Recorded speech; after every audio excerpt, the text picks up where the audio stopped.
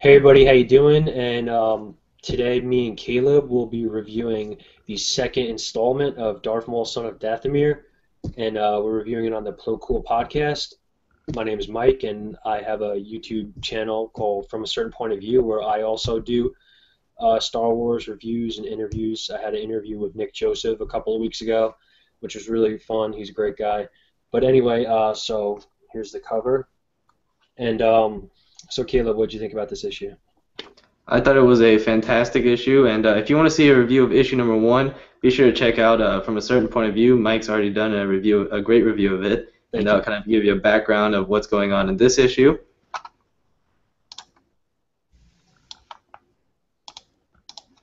So, just to recap what happened in issue one, uh, Darth Sidious had captured Maul in the first one, as we saw in the Clone Wars TV series, and learned that Mother Talzin was behind his resurrection, and was I guess they were trying to trap Mother Talzin for some reason, Yeah,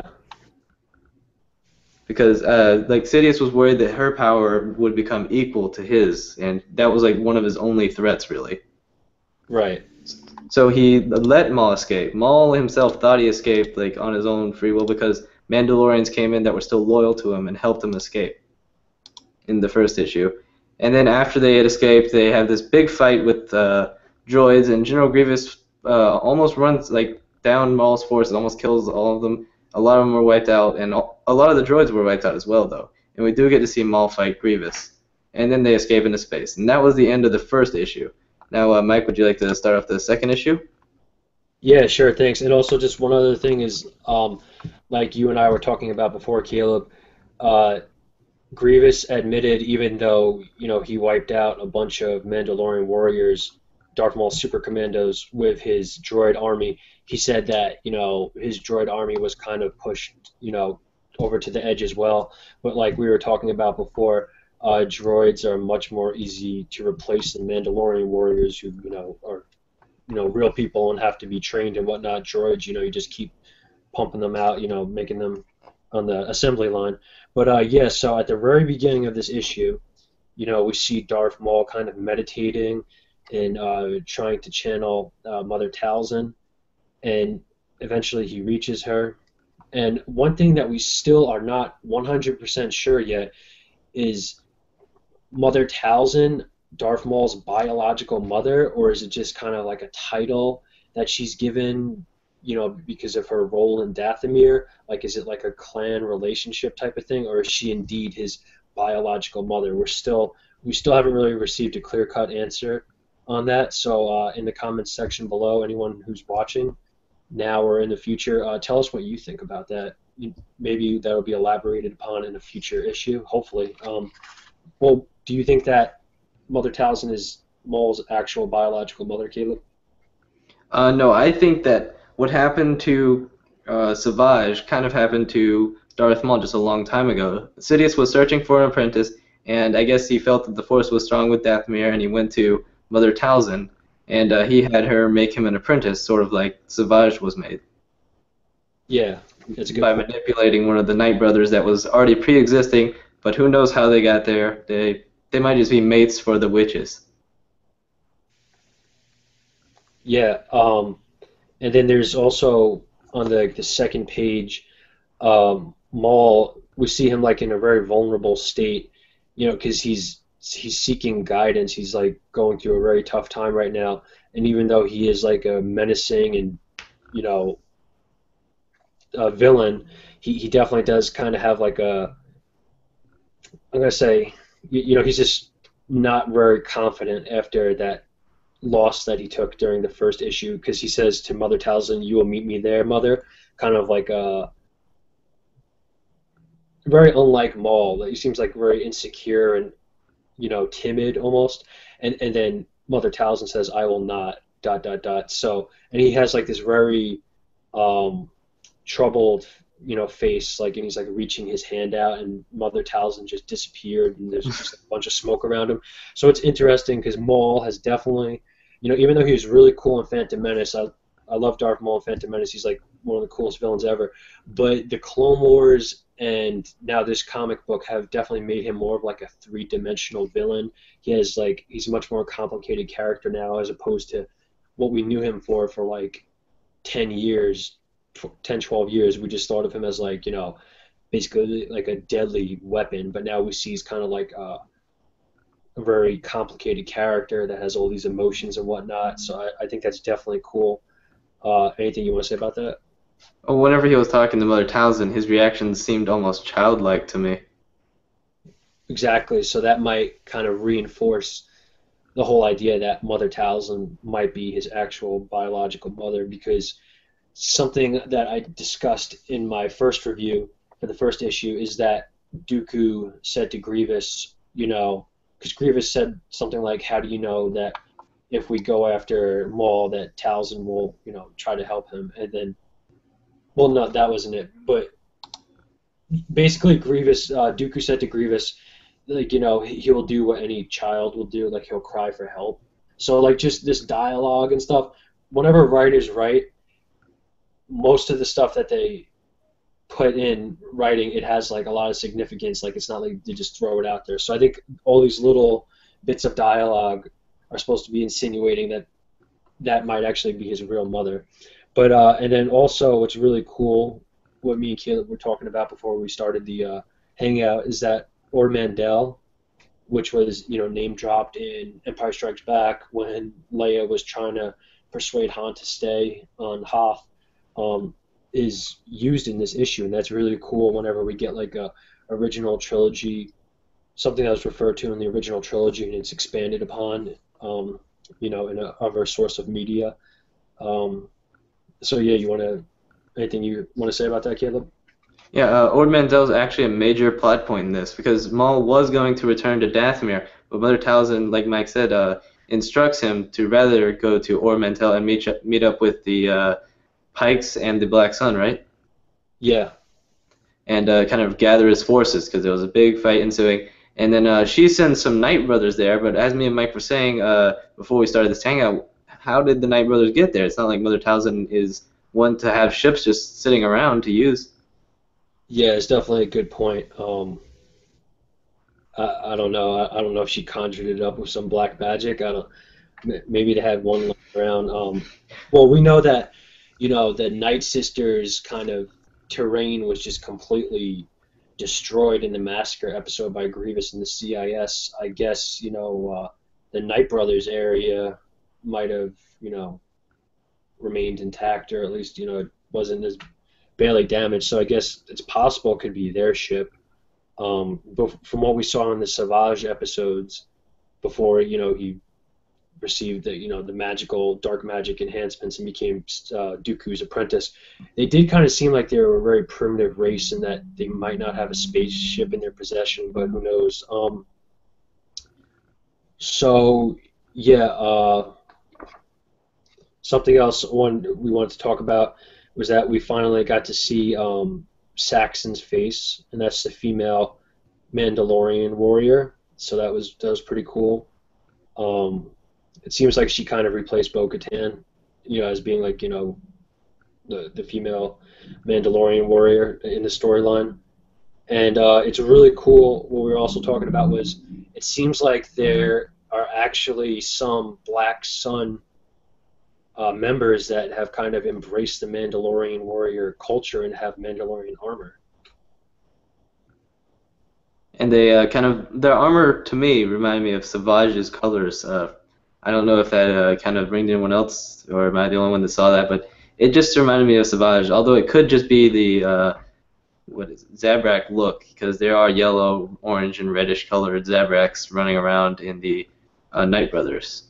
Right. Yeah, and yeah, definitely. Yeah, I can see what you're saying. The black and yellow color scheme is definitely cool, and so that's definitely cool.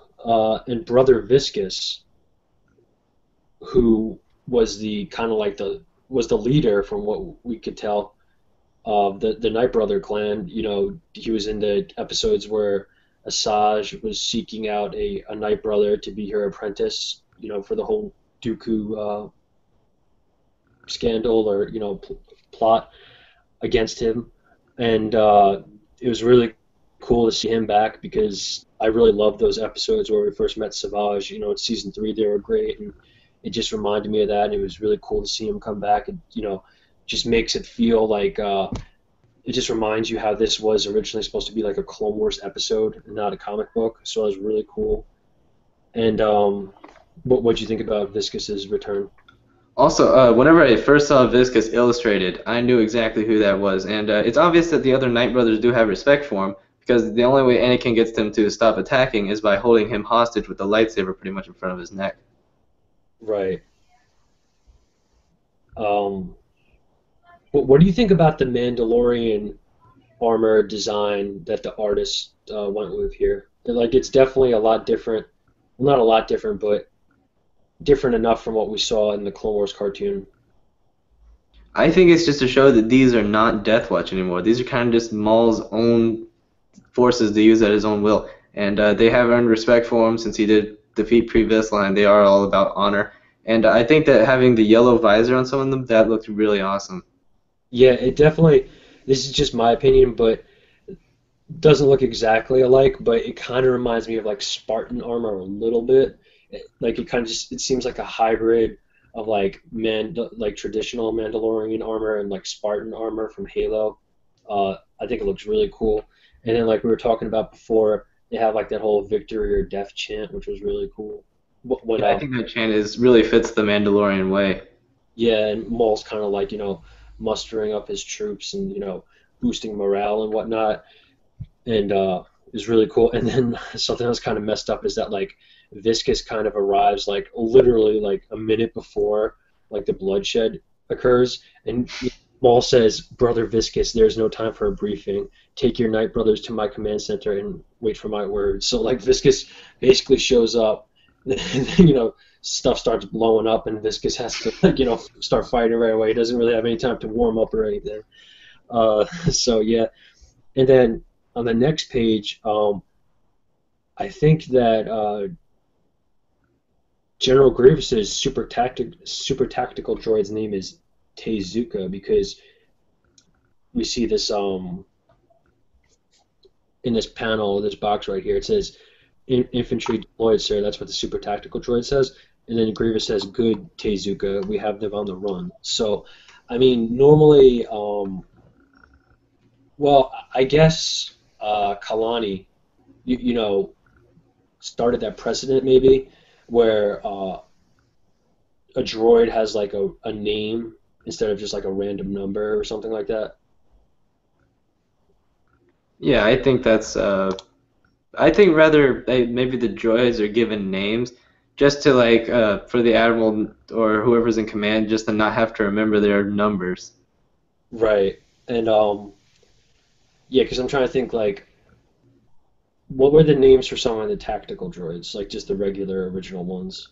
The original ones actually did have sort of numbers in their names. I know I had an action figure of one. It was like bluish colored. Can't remember its name. Yeah, they were like numbers and letters and stuff. But it seems like for the super tactical droids, the first one we saw, I believe, was General Kalani in the Onderon arc. Like it seemed like they were starting this precedent where these droids actually had like real names as opposed to like Nine and stuff like that. Okay, one of the old tactical droids was TF-1726, and that one was like a greenish colored one, and they all have T in their name because they're T series, and like you said, I guess the new ones are ever since they changed over, they started giving them like actual names instead of just random mixture of numbers. Right. Um, so that's cool. I definitely like the super tactical droid design. It's definitely a lot more intimidating looking than the Old one, super tactical droid. yeah. I thought the old ones, rather than being like for ready for war, were kind of like they reminded me of B1 battle droids, really, just a little bit smarter and not as good at fighting, Yeah. but Yeah. not that much smarter. Because one of them had his arm ripped off and he couldn't press a button. Oh yeah, in the episode with in the season He's finale puffed. with yeah. But so, what do you think about the Magna Guards? Like Dooku only had two Magna Guards. I would think he would have brought more. Yeah, usually he has more Magna Guards accompanying him, if I recall. But I guess he just figured he kind of underestimated the everyone in this overall. Like he didn't think their forces would be nearly enough to overcome him, so he just attacked them head on. If he did this with the Republic every time, he would already be imprisoned. Yeah, he definitely underestimated the power of Maul and his Black Syndicate. Um, so do you want to talk about like the technical side of like the battle plan, like what wound up happening, or what you think about it? Okay, so their battle plan was um, on Grievous and Dooku's side, they wanted to lure Talzin out for Sidious. That was pretty much their plan. But Maul talked to Talzin, and Talzin already knew that that was their plan, sort of. She knew that they wanted to lure her out into the open. So she told them to go to Ord-Mantell, and they went there in order to try and trap them. And in result, it was a trap against them. They didn't think they would have that many forces, and they didn't bring enough with them. And Dooku just kind of fought on his own down there with the few Magna Guards, and ended up being captured, both Dooku and Grievous. And I find it ironic because they were the ones trying to trap Maul when they were the ones in the end who got trapped. Right. And like we were saying before, who knows though, this might be part of Sidious's overall plan because, like in the very first page, um, Talzin said to Maul, "We must assume that he allowed you to break free. With Sidious, nothing is ever as it seems. We must be this way as well." So who knows if Sidious, even though it seems kind of convoluted, who knows if Sidious was actually anticipating them doing that, and then that's why, because it seems like Sidious is always like two steps ahead of everybody else. So who knows, like if Sidious actually like planned around that.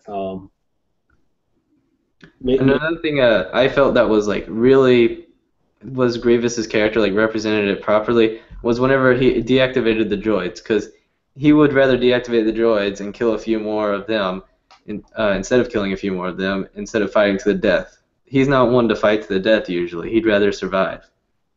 Yeah, and that's good because not every single villain should be like, completely crazy, like not care about anything. Like you have to have different types of villains, and I like how I've always said that Grievous was kind of like the Starscream of Star Wars in Transformers because Starscream is kind of like coward might be a little too harsh, but that's kind of what I'm leaning towards. But that's a little too harsh, but I don't know whatever word to use. Um, but let's just say that like villains like Grievous and Starscream,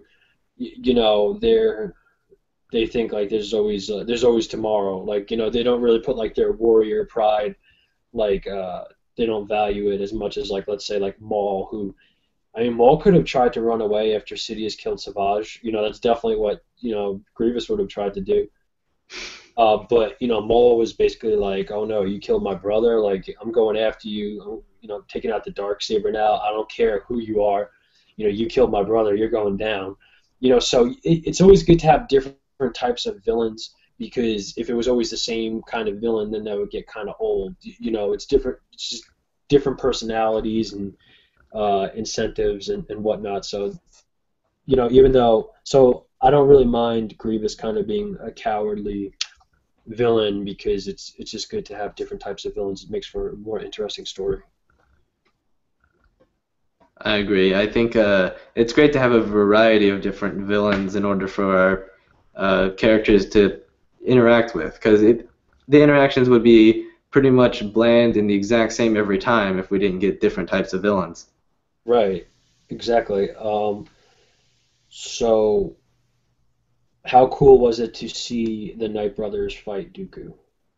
That was really awesome, and I think they could have touched on that a little bit more. I think they didn't show it enough in the comics, but of course Dooku did defeat the Night Brothers, And Mike actually mentioned what were the weapons they were using. They're kind of like spears with electricity emitting off part of them. I am not really sure what those are. Yeah, I mean, I'm not sure if they're electro staffs. I mean, I know what the Magna Guards use; those are electro staffs.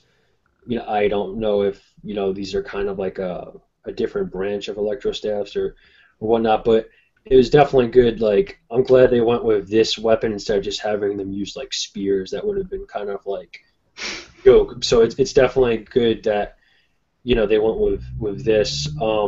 And they put up a decent fight. I mean, Dooku was once a very powerful Jedi, and now he's embraced the dark side, which kind of makes it easier for him. Because he's less scrupulous than he used to be. So he doesn't have. Well, even the Jedi, when they have to get something done, like they. Like Ahsoka, one time, this comes to mind immediately. Ahsoka decapitated like five, Mandalorians in, one swing. Even the Jedi, when they have to get something done, they'll kind of, lose their Way. for a second. But Dooku being more like, less scrupulous, obviously, because he's a Sith Lord. Um, he's just going for the kill right away. He's not going to try to like Obi-Wan just took off, Walrus Man's and Dr. Evazan's hands in the first movie. To kind of just neutralize them. No, Dooku's going in for the kill right away. So, but I think that the Knight Brothers put up a good fight. And then also something else I wanted to mention is the super battle droid. He kind of had like claws, and I think it was cast or maybe not, but it was a Mandalorian and Pike and Black Sun member, and they're kind of hiding behind this huge slab of concrete, like a shattered wall, what's left of like a wall of a building, and a super battle droid like sneaks up behind them and has like these huge metal claws that kind of remind me of like a crab droid's legs, and he just like you know penetrates through the concrete wall and crushes a pike to death. Like that was pretty brutal. The pike's just like, help me, and then oh man, so that was pretty intense. Uh, Oh, also to mention, just like in the first issue, Cass did return, which is most likely someone who's related to Jodo Cast, who impersonates Boba Fett. I've heard some people talk about that as well. If he's related, that would be pretty cool. Maybe it's just a simple, homage. But there might be some connection between the two. And then getting back to the, what do you think they're related? I personally believe they have to be related in some way because they're both Mandalorians, and unfortunately, Jodo Cast stories as of right now are not canon. But I think that whenever this was being wrote, that was still considered a part of canon, and that would be something that Dave Filoni or one of the people working on the Clone Wars would have threw in there just as an homage to Jodo Cast. Yeah, yeah, that would have been cool. That's cool. I like that theory. Um, so getting back to the Dooku versus the Knight Brothers portion of the comic, uh, Dooku, he's fighting all these Knight Brothers, and there's actually the scene. I don't know if you can see this.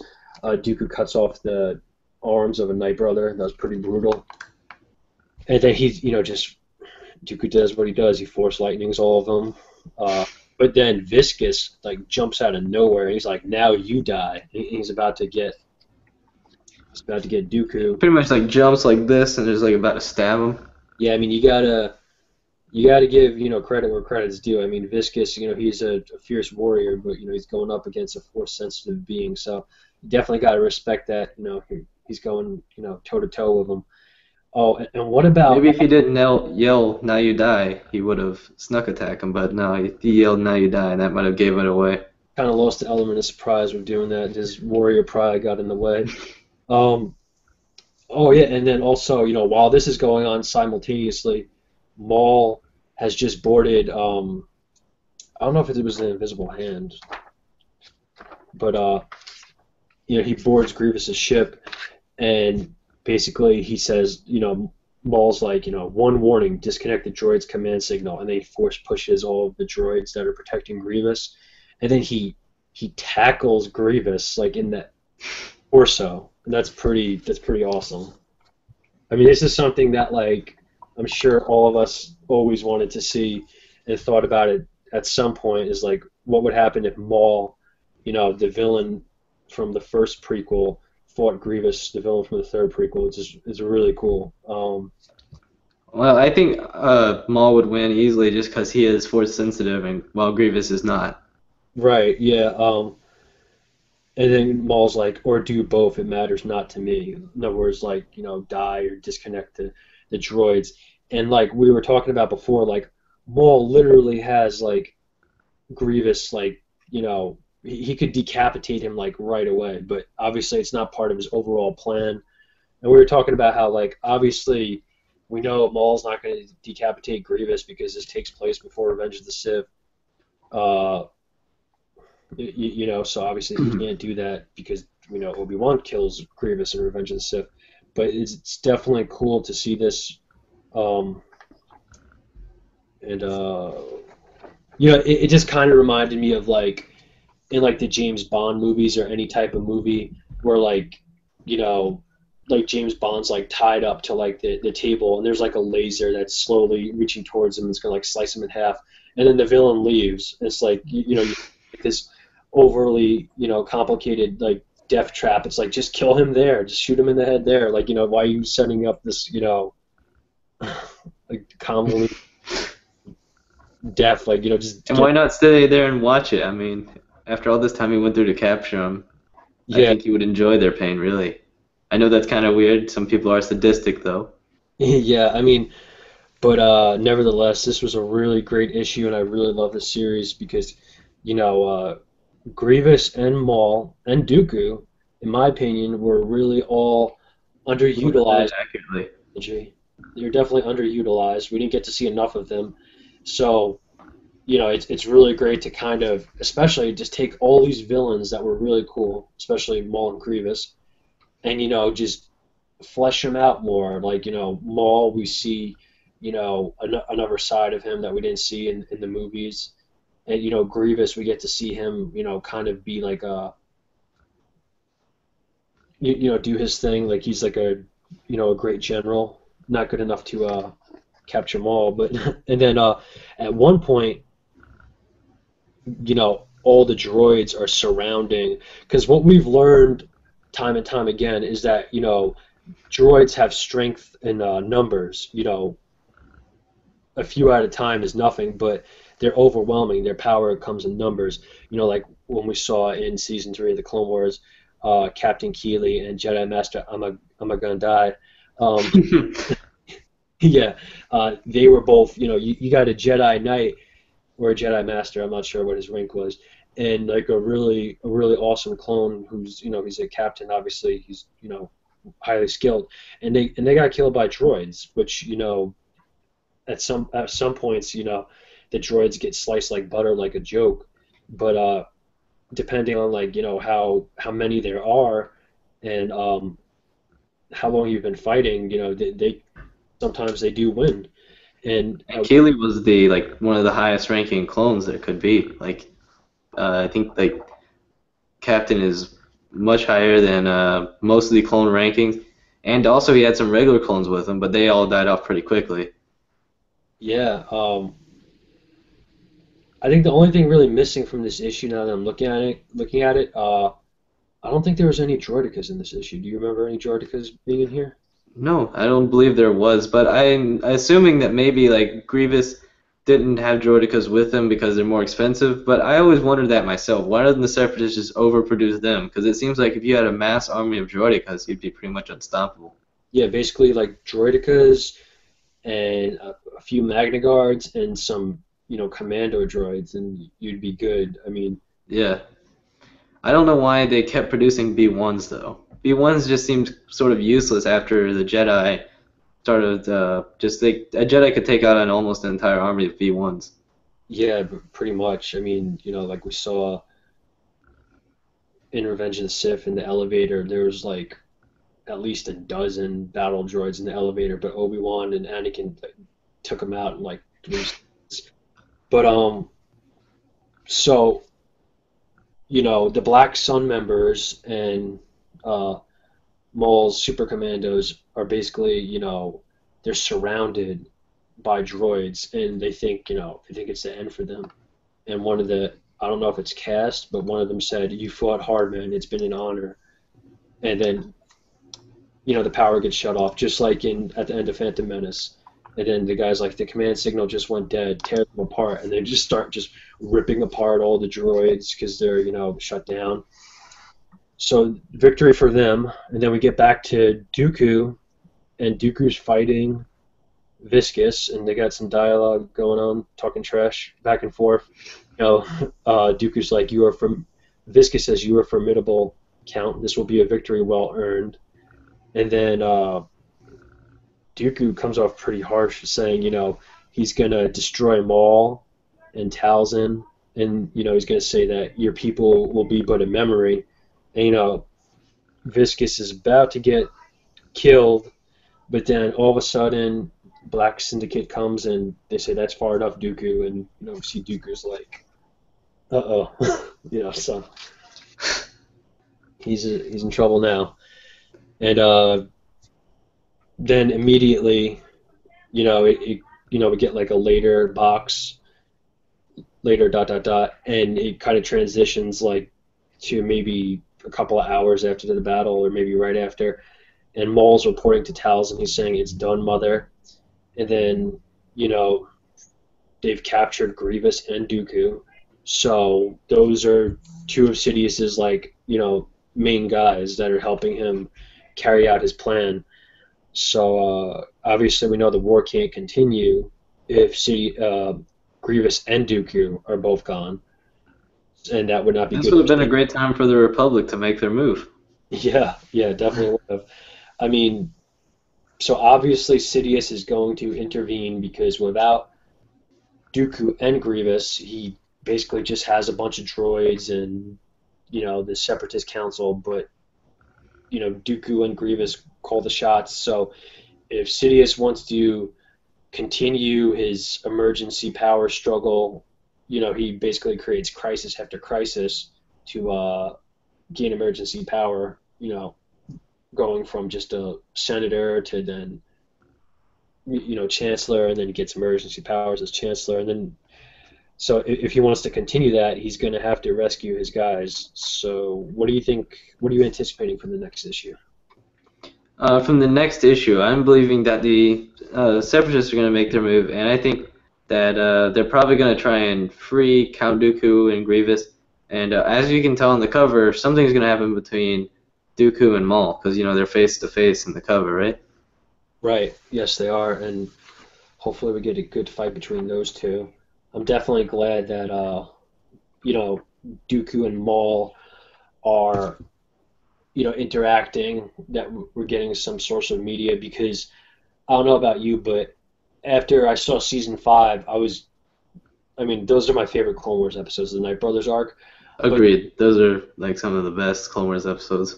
yeah, and then, but I just felt like after, kind of just thinking about it, I I was very disappointed that we never saw like some type of face off between Dooku and Maul, especially like when we saw in the season five trailer when Maul was like, Kenobi, the Sith pretender, Dooku, and all our enemies shall fall. I was really anticipating, really excited to see like some type of altercation between Maul and Dooku, but we never got that in season five. Obviously, this would have been in season seven or eight.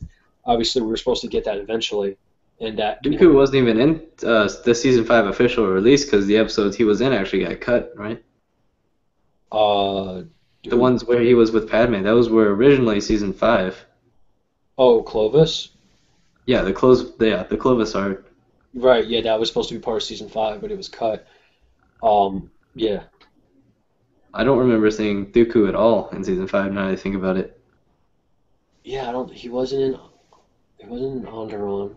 Oh, well, he was in Onderon a little bit, talking to the king guy, I think. Oh yeah, then he chokes him. Yeah, No, but he doesn't choke him. No, the droid shoots him. right. But other than that, like he wasn't in the Youngling arc. He wasn't in the Night Brothers arc. Wasn't in the Ahsoka arc. wasn't in the D Squad arc. Yeah, so you're right. Dooku was barely in season 5 at all. Um, do you think that eventually we will see this in animated format one day, maybe as like a direct DVD or Blu-ray release? Well, I sure hope. It's one of my greatest wishes to have this actually be made and all the other Clone Wars stories that weren't made. But since this one was made in comic form and has already been released to the public, to me it's a lower chance because this is material the public has already seen now, which is sad but true. That is true, but don't forget um, that the Zygerian arc was basically already made in the That's true. It was in a comic as well, but they did change some things about it and made the story a bit more complex. right. But who knows? I mean, don't Oh, forget speaking of Zygerians, you just reminded me of something. The staffs that the Knight brothers were using remind me of the electric staffs that the Zygerians used, when they were torturing the Torgudas. Yeah. and the ones that they used to fight, like the one that Captain Rex used to stab the fat one. Right. Yeah. I mean, and I think that it might not be in the immediate future, but Disney, I think they're well known for making like direct to video like release animated things. So, if they realize, if Clone Wars fans are still vocal about it, a year from now, 2 years from now, and so on, I think that we might see it. Uh, it's not guaranteed, but Darth Maul, being the extremely popular character that he is, I think we might see it one day. We can only hope for the best. But yeah, anything else you want to say about this issue? Not much other than I'm extremely happy to see the major villains from all three of the prequels come together in one story. That's the first time it's ever happened I think, at least Right. in my knowledge. Exactly. Yeah. That's a good point because Maul episode 1, Dooku episode 2, Grievous episode 3. The and they were all they were in every single. Yeah, that's. I actually didn't think about that. Yeah, that's pretty cool, right? That all three of Yeah. the villains from the respective episodes are all involved in like one plot line. That's pretty awesome. Definitely. Uh, so yeah, I guess that's about it, everybody. Thanks a lot for watching, and may the force be with you. Goodbye, everyone. Thanks for having me on, Mike. Oh yeah, definitely. And you know, issue 3 review coming next month. Definitely. See you, everybody.